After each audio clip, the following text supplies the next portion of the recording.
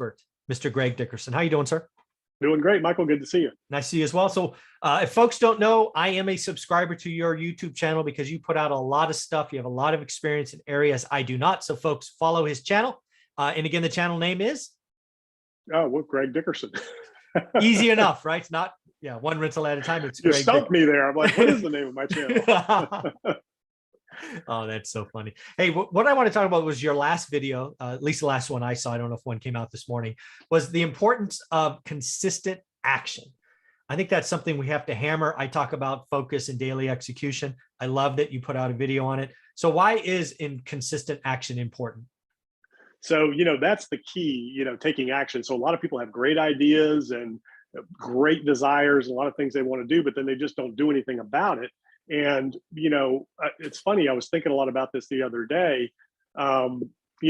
Action breeds more action, success breeds more success. But one of the ways to stay motivated and stay consistent and keep that discipline going is you got to get up and take action. And, if you just sit around and wait for something to happen and think something's just going to fall in your lap and happen, it just doesn't work that way. Mm-hmm. You're an entrepreneur, I'm an entrepreneur, to make things happen, you got to get up and you got to just do it.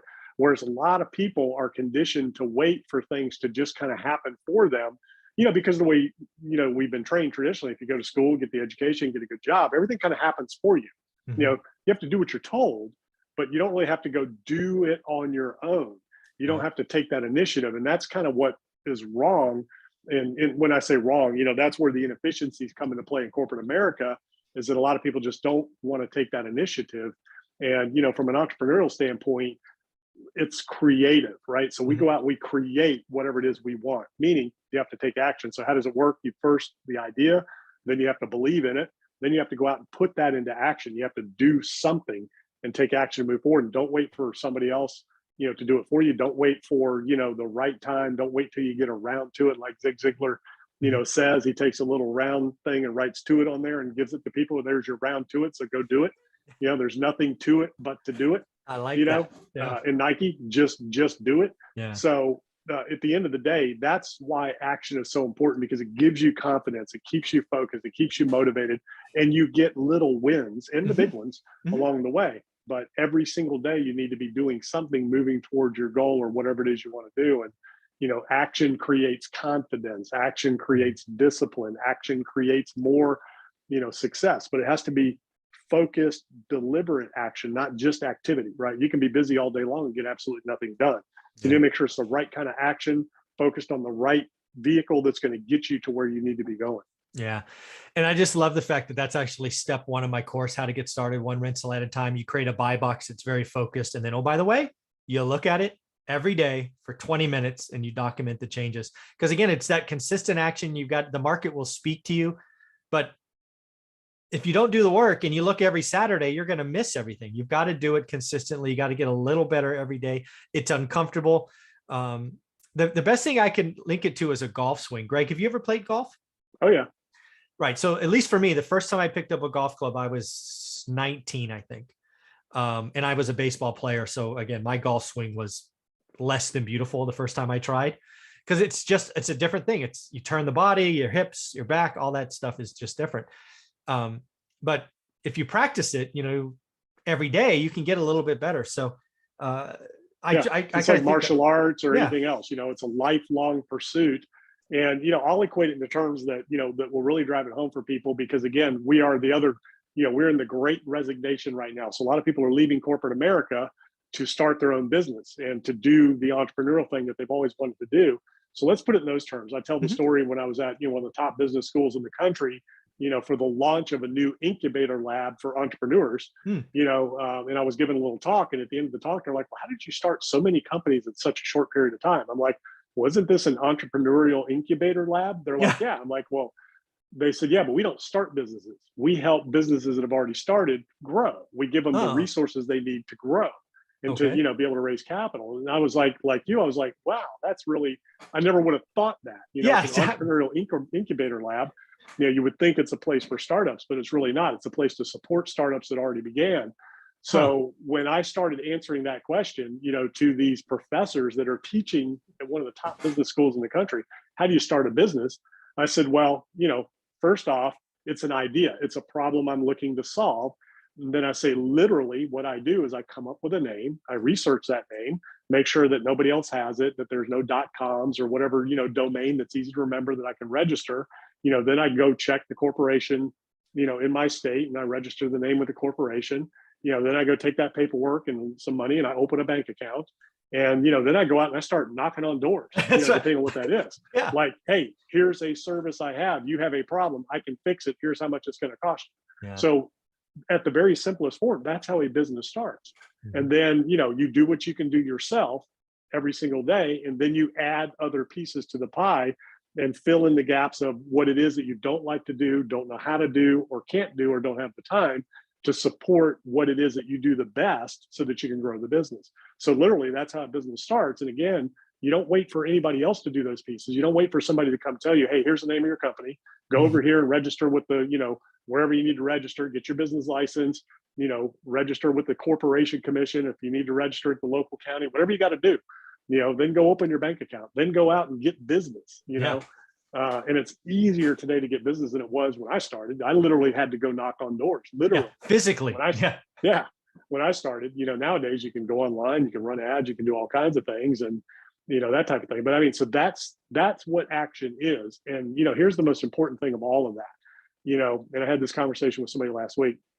Be careful who you share your vision with, because other people will, that haven't been where you want to go or haven't done what you want to do or beyond, will generally try to tell you why you can't do it or how you can't do it or why it's not going to work. So you want to make sure that you're very careful who you share your ideas and your vision with. You want to share them with people that have been where you want to go or beyond, or are doing what you want to do or beyond. Share your vision with them. Find people who will encourage you, build you up, help you.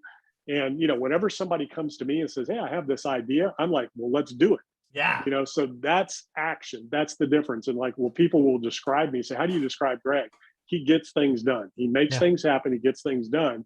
If there's an idea, be careful. Like I said, who you share your ideas with. If you share it with me, we're going to do it. Yeah. You know what I mean? And I'm going to hold you accountable to it. And that's kind of, how it works. So, that is action. Yeah. In a reality, rubber meets the road way of what it means and how to use it. Yeah, it's really interesting because something I'm starting to play with and talk about more and more often is the difference between a player and a spectator. And one of the things that I've just seen is a happy accident, right? So I have this course, how to get started one rental at a time. I created a private Facebook group just for students like a year after I created it. And now that Facebook group is just that. It's that separate place where you get around other people doing the work, and to see them work together, network, congratulate each other, ask questions. It's amazing to watch. Because again, we don't all have in that arena. So you have players, you have spectators, and you have critics, right? And the old famous quote about critics, right? That anybody can be a critic. I'll look it up while we're talking. Yeah. But that's the key. And there's nothing wrong with being a spectator. Because what are the spectators doing? They're usually cheering the players on, right? Well, they're cheering or booing, one or the other. Well, that's where the critics come in. And that's what you don't want to be, right? Yeah. So you don't want to be a critic. It's okay to be a spectator because sometimes that's how you learn. Yep. But what you don't want to be is a critic. And I'm going to look this up while you're talking. Yeah. As you do that, the one thing that I really try to help people realize is if you want to be a player, all it takes is a decision. And then I also remind people that practice. Right. One of the things we talked about earlier, we talked about learning your market 20 minutes a day. That's practice. You don't just jump on the court and you start a game and you start making deals. You've got to practice. You got to learn your market. You got to network. You got to know what you don't know. If you are just practicing, you are a player. You are on the court or the field or whatever you want to call it. So did you find the quote?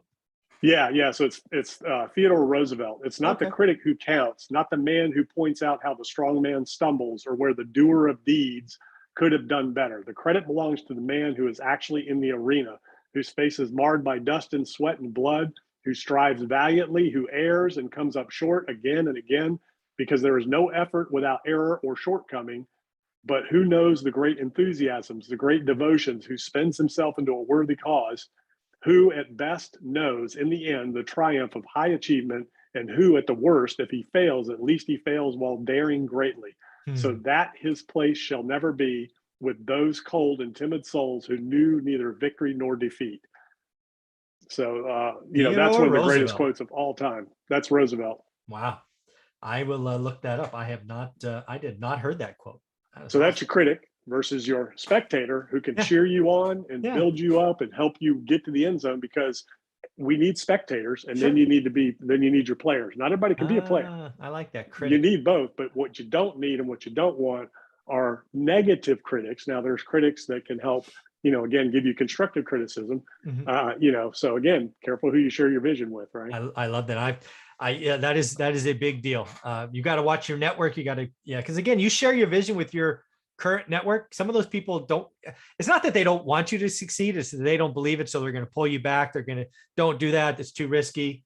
It's and there's two answers you can get. You share your vision with the wrong network. Oh, that's a dumb idea. You'll never be able to do this. You can't do that. You share it with the right network. Man, that's a dumb idea. Why don't you go here? Yeah. Why are you doing this? That's dumb. Go here. That's the right network versus the wrong network giving you the same answer. That's awesome. Well, Greg, this is so much fun. People have to follow your YouTube channel. How do they do that? Yeah, gregdickerson.com. That's where all my info is. YouTube podcast. Go check it out. Thanks, buddy. I appreciate it.